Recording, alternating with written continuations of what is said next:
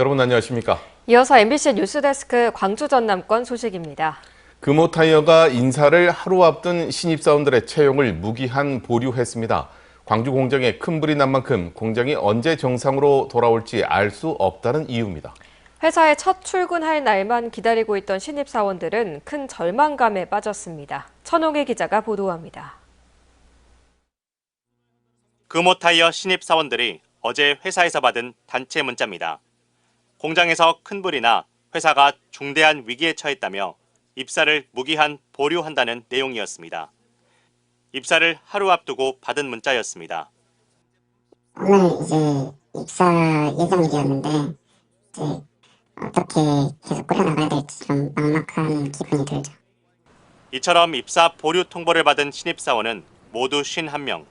생산직 정규 직원으로 금호타이어 광주공장과 곡성공장 등에 배치될 예정이었습니다. 이들은 지난 3월 말 채용 전형을 끝내고 한 달 반 동안 합숙과 현장 실습, 그리고 채용 신체 검사까지 모두 마친 상태였습니다. 내일 우리가 입사를 하게 되면 내가 정직원이 될 수 있다. 그런 기대 속에 마음을 준비하고 있었는데 하루 전에 문자로 달랑 와가지고.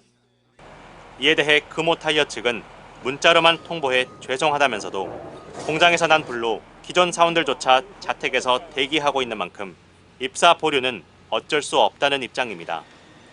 그러면서 회사가 안정이 되면 그때 입사가 보류된 사원들을 채용하겠다고 밝혔습니다. 광주 공장에서 피해 규모가 얼마인지를 정확하게 파악을 한 이후에 광주 공장의 인원 계획이 수립이 될 거고요. 그 인원 계획이 수립이 돼서 실행이 될 때 이 입사 보류자에 대한 부분도 배려를 하도록 하겠습니다. 하지만 신입사원들이 언제까지 기다려야 하는지, 기다리기만 하면 51명 모두 채용이 가능한 것인지에 대해선 확답을 주지 않았습니다. 치열한 경쟁을 뚫고 회사에 들어온 신입사원들이 다시 생계 걱정을 해야 하는 상황에서 회사에 책임 있는 조치가 필요하다는 지적이 나옵니다. MBC 뉴스 천홍희입니다. 광주경찰청이 금호타이어 광주공장 화재와 관련해 전담팀을 편성하고 본격적인 수사에 착수했습니다. 수사관 36명으로 구성된 전담팀은 우선 화재 원인과 회사 측의 초기 대응이 적절했는지 따져보기 위해서 소방시설 등의 안전관리 실태와 관련 법령 준수 여부 등을 확인할 수 있는 자료를 확보해 수사를 진행 중입니다.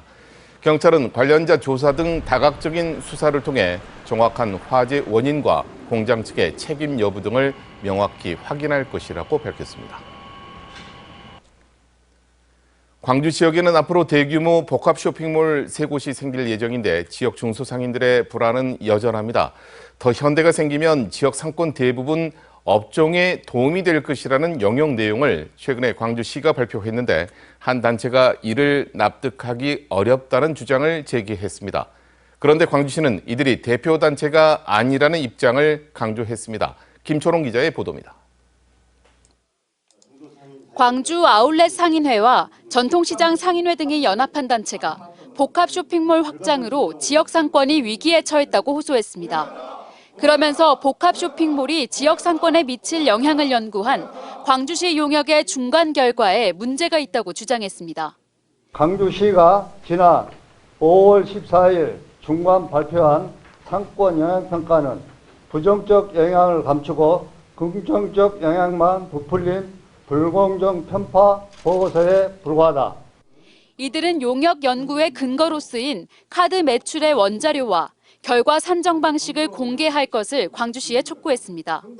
또 중소상인 보호를 위해 대기업의 수익금 일부를 지역을 위해 쓰는 법안 등을 대선 공약으로 제시해야 한다고 밝혔습니다. 지역순환 상생기금법 공약하라! 공약하라! 공약하라! 공약하라!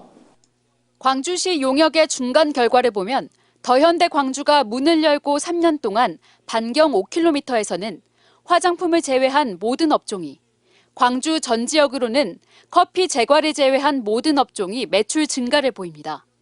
최근 5년간 업종별 매출 등 광주 상권 현황과 대전과 대구 등 다른 지역의 대규모 점포 입점 사례 등이 근거인데 여기에 불신과 우려가 여전한 겁니다. 이에 광주시는 기자회견을 진행한 단체가 지역 소상공인을 대표하는 법정단체가 아니라며 선을 그었습니다. 그러면서 객관적인 연구 용역으로 최적의 상생 방안을 만들고 있고 대표성을 갖는 단체를 통해 소통하겠다고 밝혔습니다. 최종 결과는 하반기 중 나올 예정으로 더현대에 더해 신세계와 스타필드가 포함되며 상권 업종도 더 구체화됩니다.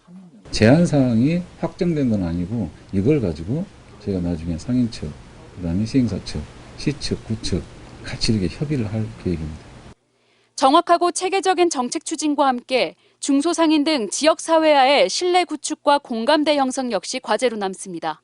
MBC 뉴스 김초롱입니다. 코로나 팬데믹 시절 자주 사용됐던 신속 항원 진단키트의 치명적인 단점은 극소량의 바이러스를 검출하지 못한다는 것이었습니다. 이 때문에 코로나 양성인데도 음성으로 판정하는 경우가 많았는데요. 광주과기원 연구팀이 이를 PCR 검사 수준으로 개선시켜서 모든 바이러스를 잡아낼 수 있는 신속 항원 키트를 선보였습니다. 이재원 기자가 보도합니다. 광주과기원의 신기술이 적용된 신속항원 진단키트입니다. 흰색 배경에 검정색 용액이 주입되고 난 뒤 3분이 지나자 금나노 입자의 신호가 뚜렷하게 나타납니다. 기존의 진단키트에서는 검출이 불가능했던 극미량의 A형 인플루엔자가 검출된 겁니다. 원리는 비교적 간단합니다. 흰색 배경지의 밑바닥과 주입되는 용액을 특수 기술이 적용된 검정색으로 처리해 빛 반사를 줄인 겁니다. 배경빛을 완전히 죽여서 검정색으로 만들고 그 붉게 보이는 신호빛을 이제 완전히 강조함으로써 기존에 희미하던 신호가 좀 강조돼서 보일 수 있도록 만들었기 때문에 이제 훨씬 신호가 세니까 이제 양성 판별할 수 있는 그런 가능성이 훨씬 올라간 거죠. 이렇게 극미량의 바이러스까지 검출이 가능해지면서 실제로 양성일 경우 검사에서 양성으로 판정되는 비율, 즉 민감도가 PCR 검사 수준으로 개선됐습니다. 기존 진단 키트는 민감도가 50%도 되지 않아 PCR 검사를 보완하는 보조적인 수단으로 사용되고 있지만 신기술이 적용된 진단 키트는 민감도를 90%까지 끌어올렸습니다. 또 항체가 존재하는 모든 바이러스에 대한 판별이 가능해 요즘 동남아에서 유행하고 있는 니파 바이러스도 검출할 수 있습니다. 저희는 90%까지 민감도를 높였고요. 그래서 저희가 이거를 기반으로 기존에 진단키트가 할 수 없었던 영역을 좀 원래 PCR만이 할 수 있었던 그런 역할을 좀 할 수 있지 않을까 생각을 하고 있습니다. 다양한 임상과 공공보건 분야에서 PCR에 준하는 수준의 정확도까지 구현한 광주과기원의 신기술은 세계적인 국제학술지에 실렸습니다. MBC 뉴스 이재원입니다. 한국의 1호 염전으로 불렸던 신안 비금도의 시조염전이 태양광 개발로 자취를 감췄습니다. 국가등록유산인 인근의 대동염전도 상당 면적이 태양광 부지로 바뀌면서 보존과 활용 대책이 제기되고 있습니다. 문현철 기자입니다. 한때 소금밭이 펼쳐졌던 들녘, 지금은 굴착기와 평탄화 장비가 바쁘게 움직입니다. 이곳은 신안군 비금도 수림리. 1947년 해방 이후 한국인이 자력으로 조성한 우리나라 최초의 근대 1호 염전, 일명 시조염전입니다. 그러나 지금은 그 흔적조차 남아있지 않습니다. 현재 부지에는 태양광 발전시설 설치를 위한 기반 공사가 진행 중입니다. 이 시조염전에서 시작된 기술은 1948년 450여 세대가 힘을 모은 대동염전으로 이어졌고 이후 서해안 전역으로 퍼지며 한국 천일염 산업의 시발점이 됐습니다. 이러한 가치를 인정받아 대동염전은 20여 년 전 국가등록유산으로 지정됐습니다. 방조제를 주민들 손으로 돌을 날려서 막아가지고 갯벌에다가 1호 염전을 최초 시조염전을 1호 염전을 개발을 했죠. 하지만 80여 년이 지난 지금 시조염전은 완전히 사라졌고 대동염전 또한 절반 이상이 태양광 부지로 바뀌었습니다. 수건인 사업이 정말 그 시조염전이 지금은 사라지고 없지만은 그 기념이라도 하고자 기념비를 세워서 후세들에게 이리이리한 곳에 시조염전이 있었고 비금도에는 여전히 소금을 만드는 염부들이 있지만 고령화와 값싼 수입산 소금으로 지속 가능성은 불투명한 상황입니다. 이익 공유제를 기반으로 한 태양광 사업은 지역 주민들에게 중요한 생계 수단이지만 한국 천렴의 뿌리인 근대 염전과 그 문화적 산업적 가치를 함께 지켜나갈 방법도 필요하다는 목소리가 커지고 있습니다. 염전 역사의 시작점이자 살아있는 근대 유산으로 평가받는 비금 염전. 이제는 단순히 보존에 그치지 않고 문화와 산업, 관광을 아우르는 새로운 활용 전략이 필요한 때입니다. MBC 뉴스 문현철입니다. 순천시가 국가정원에 승마장 조성을 추진하고 있습니다. 이달 말에는 국비 지원 여부가 결정될 예정인데요. 주민들은 악취 피해 등을 우려하고 있고 시의회와의 공감대도 해결해야 될 과제입니다. 문형철 기자입니다. 순천만 국가정원 끝자락에 있는 꽃 재배장입니다. 순천시는 이 일대에 승마장을 조성하기 위해 지난달 정부 공모에 참여했고 현장 실사 등을 마친 뒤 최종 결과를 기다리고 있습니다. 승마장 건립에 필요한 사업비는 39억 원, 공모 사업에 선정되면 국비 8억 원을 지원받을 수 있습니다.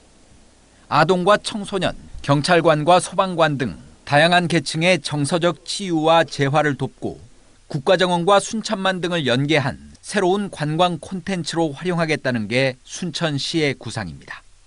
로케이션도 있고 바로 옆에가 이제 에코촌도 있지 않습니까? 그래서 이제 숙박시설하고도 연계할 수 있는 그런 프로그램들을 만들 수가 있는 거고요. 관광 자원과 연결한 새로운 개념의 어떤 그런 관광 트렌드를 만들어 보자. 반면 인근 마을 주민들은 걱정이 앞섭니다. 악취 등으로 인한 피해가 우려된다는 겁니다. 폐기물 처리 시설 건립을 두고 이미 순천시와 갈등을 빚고 있는 상황이라 승마장 조성에 더 민감할 수밖에 없습니다. 말 마구간에서 이런 분비물이나 이런 게 또 생길 거 아니에요. 승마장까지 들어와서 그런 악취나. 시의회 일각에서는 주민들과의 협의가 이루어지지 않은 채 공모에 참여한 점을 지적하거나 장소가 적절하지 않다는 의견을 제시하고 있습니다. 국비 지원을 받더라도 나머지 31억 원은 시비로 해결해야 하는데 경기 침체가 지속되는 상황에서 승마장을 건립하는 게 부적절하다는 목소리도 나옵니다. 사업이 단발성으로 조금만 이게 한 번 투자되고 마는 게 아니고 끊임없이 많은 예산들이 계속 추가돼야 된단 말입니다. 이건 시기적으로 적절치 않다라는 의견을 냈고 순천시는 국비 지원이 확정되면 주민들과 시기를 조율한 뒤 설명회를 열어 사업 계획 등을 공유하고 시의회와도 사업의 필요성과 운영 방안에 대해 지속적으로 소통하겠다고 밝혔습니다. MBC 뉴스 문형철입니다. 더불어민주당 광주시당은 오늘 이재명 대통령 후보의 비서관을 사칭한 당원을 제명 징계했습니다. 이 당원은 광주 5개 구청 비서실에 전화해 이 후보의 비서관이라며 면담을 잡아달라고 요청한 것으로 밝혀졌습니다.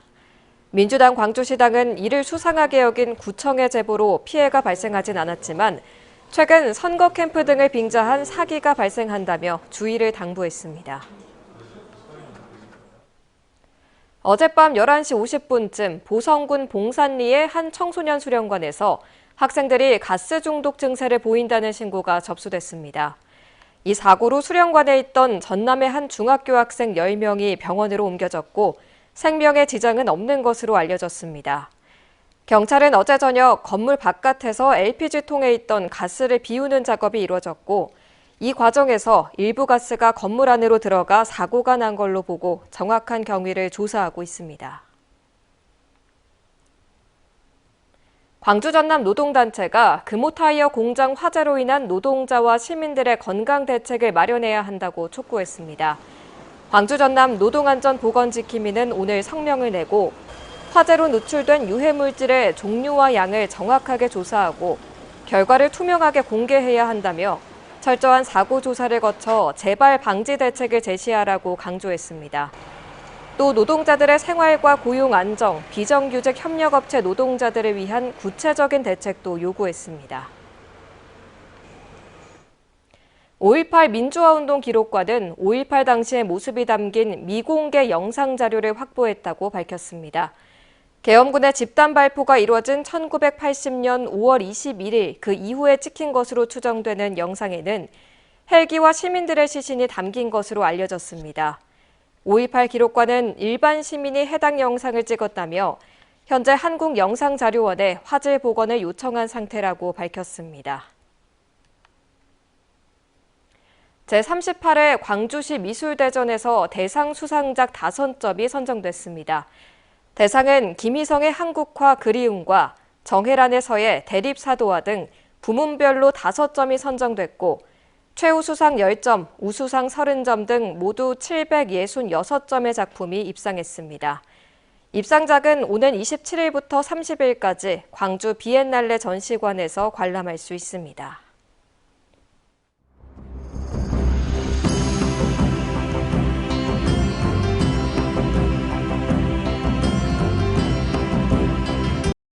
언제 어디서나 내 손 안의 뉴스. 광주 MBC 뉴스 유튜브 구독으로 함께하세요.